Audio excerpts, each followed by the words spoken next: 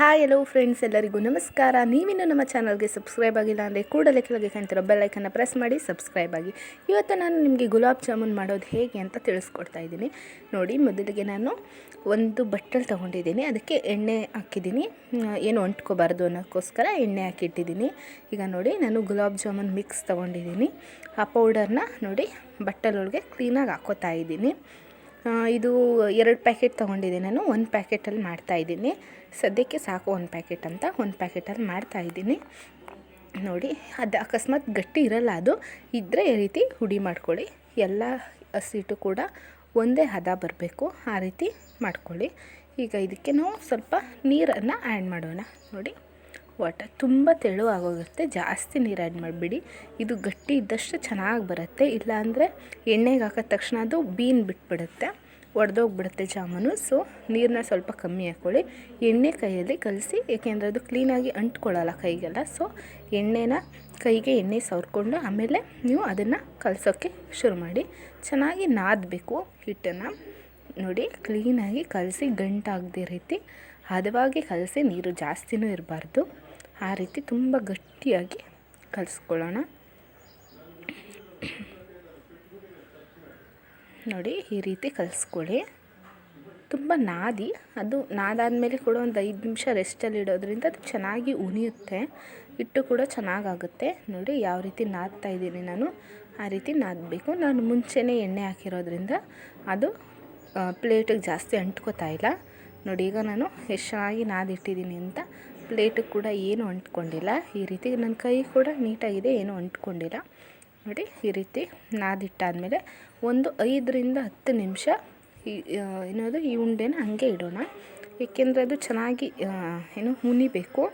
ಹುನಿಯೋದ್ರಿಂದ ಅದು ತುಂಬ ತೆಳುವಾಗಿ ಚೆನ್ನಾಗಿ ಬರುತ್ತೆ ಜಾಮೂನು. ನೋಡಿ, ಈಗ ರೆಡಿಯಾಗಿದೆ.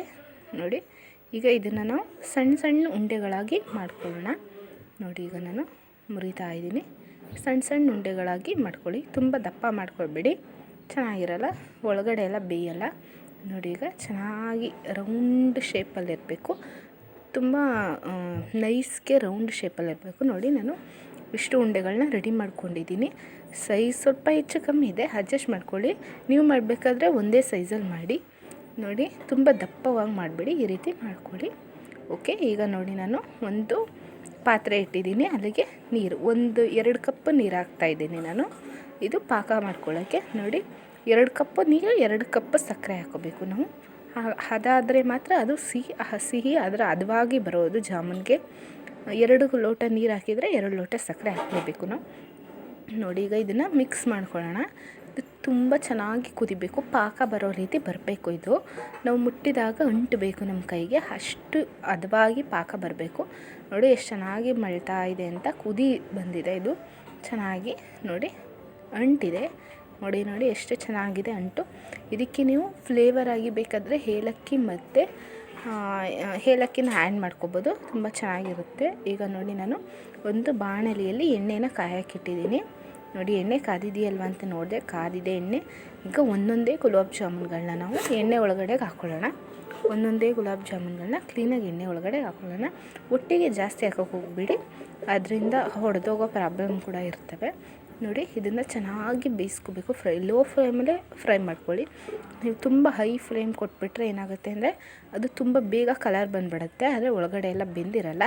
ಸೊ ಲೋ ಫ್ಲೇಮಲ್ಲಿ ಚೆನ್ನಾಗಿ ಬೇಯಿಸ್ಕೊಳ್ಳಿ. ಗೋಲ್ಡನ್ ಬ್ರೌನ್ ಆಗಬೇಕು. ನೋಡಿ, ಈ ರೀತಿ ಗೋಲ್ಡನ್ ಬ್ರೌನಲ್ಲಿ ಚೆನ್ನಾಗಿ ಬೇಯಬೇಕು. ಅದು ಎಷ್ಟು ಚೆನ್ನಾಗಿ ಬೇಯ್ತಾ ಇದೆ ನೋಡಿ, ಒಳಗಡೆ ಕೂಡ ಬೆಂದಿರಬೇಕು. ನೀವು ತುಂಬ ಹೈ ಫ್ಲೇಮ್ ಅಂತೂ ಕೊಡೋಕೆ ಹೋಗಲೇಬೇಡಿ. ನೋಡಿ, ಇವಾಗ ಎಷ್ಟು ಚೆನ್ನಾಗಿ ಬೆಂದಿದೆ ಇದು. ಈ ರೀತಿ ಕಲರ್ ಆಗಬೇಕು, ತುಂಬ ಚೆನ್ನಾಗಿ ಬಂದಿದೆ. ನೋಡಿ, ಈಗ ಇದನ್ನು ನಾವು ಸರ್ವ್ ಮಾಡ್ಕೊಳ್ಳೋಣ ಒಂದು ಪ್ಲೇಟ್ಗೆ. ನೋಡಿ, ಮಾಡ್ಕೊಂಡಿದ್ದೀನಿ ಈಗ. ನೋಡಿ, ಕಲರ್ ಕೂಡ ತುಂಬ ಚೆನ್ನಾಗಿ ಬಂದಿದೆ. ಈಗ ನಾವು ಹಾಗೆ ತೆಗೆದಿಟ್ಟಂತಹ ಪಾಕ ಇರುತ್ತಲ್ಲ, ಅದಕ್ಕೆ ಆ ಪಾಕದ ಪಾತ್ರೆಗೆ ಇದನ್ನು ಹಾಕ್ಕೊಳ್ಳೋಣ ಜಾಮೂನ್ನ. ನೋಡಿ, ಏನಿಲ್ಲ ಅಂದರೆ ಇದು ಒಂದು ಅರ್ಧ ಗಂಟೆ ಅಂತೂ ಉಣಿಲೇಬೇಕು ಇದರೊಳಗಡೆ. ನಾವು ತುಂಬ ಸಿಹಿ ತಿನ್ನೋಲ್ಲ ಅನ್ನೋರು ಬೇಕಾದರೆ ಬೇಗ ತಗೋಬೋದು, ಇಲ್ಲಾಂದರೆ ಒಂದು ಹಾಫ್ ಆನ್ ಅವರ್ ಅಂತೂ ಇರಲೇಬೇಕು ಅದು. ಓಕೆನಾ? ತುಂಬ ಜಾಸ್ತಿ ಹೊತ್ತು ಕೂಡ ಇಡಬೇಡಿ, ಏಕೆಂದರೆ ಅದು ಒಡೆದೋಗ್ಬಿಡುತ್ತೆ. ಈಗ ನೋಡಿ, ನಮ್ಮ ಗುಲಾಬ್ ಜಾಮೂನ್, ಟೇಸ್ಟಿ ಗುಲಾಬ್ ಜಾಮೂನ್ ರೆಡಿಯಾಗಿದೆ. ಈ ವಿಡಿಯೋ ನಿಮಗೆ ಇಷ್ಟ ಆದಲ್ಲಿ ಲೈಕ್ ಮಾಡಿ, ಸಬ್ಸ್ಕ್ರೈಬ್ ಮಾಡಿ. Thank you friends.